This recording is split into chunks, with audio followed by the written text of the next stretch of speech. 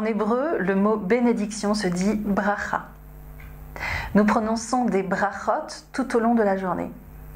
Quand on profite de quelque chose, de l'odeur d'un fruit, de la beauté d'un paysage, de l'apparition d'un arc-en-ciel, ou quand on profite de nourriture, de boissons, ou également quand on est appelé à faire quelque chose d'important, on a une bénédiction. On dit « Tu es béni, Éternel notre Dieu », qui nous a rendus spéciaux en nous confiant une mission particulière, comme d'allumer les bougies du Shabbat par exemple. On prononce une bénédiction à cette occasion, on a de la chance d'avoir des devoirs, c'est ce qu'on considère. Et donc on prononce des brachot toute la journée, des bénédictions. On est même censé en prononcer 100 par jour.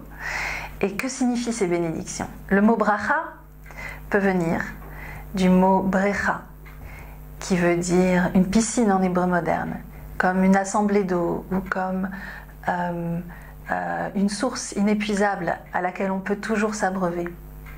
Prononcer une bracha, c'est dire que les belles choses dont nous profitons juste maintenant et qui nous font du bien, on continuera à être capable d'en profiter et de voir tout le bien qu'elle nous apporte, comme une abondance à laquelle on peut se fier.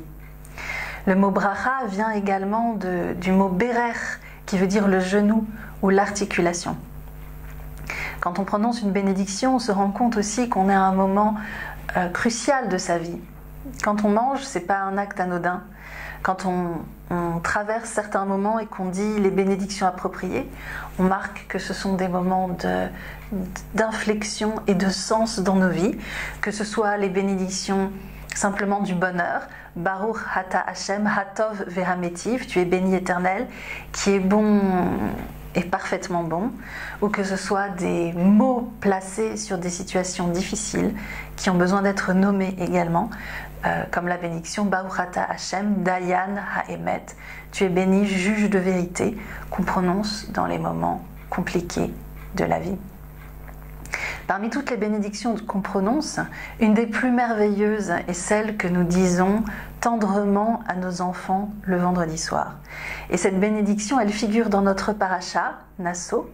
C'est exactement la bénédiction que les prêtres utilisaient pour bénir les enfants d'Israël. Aujourd'hui, c'est nous qui la disons à nos enfants. Que l'Éternel te bénisse et te protège. Que l'Éternel tourne sa face vers toi et t'illumine de sa splendeur. Que l'Éternel t'apporte la paix. Yevarechecha Adonai veishmerecha. Yaer Adonai panav elecha vichuneka. Issa Adonai panav elecha veyasem lecha shalom. Nous disons des mots de beauté et d'encouragement et de confiance. Et nous affirmons pas que nous bénissons Dieu directement, mais simplement que Dieu est une source de bonnes choses par l'enseignement qu'il nous donne en nous permettant de profiter de chaque élément de nos vies. Alors il y a quand même une exception. Il y a un rabbin qui a réussi à bénir Dieu. C'est Dieu lui-même qui le lui a demandé, et c'est ce que nous raconte le traité Brachot.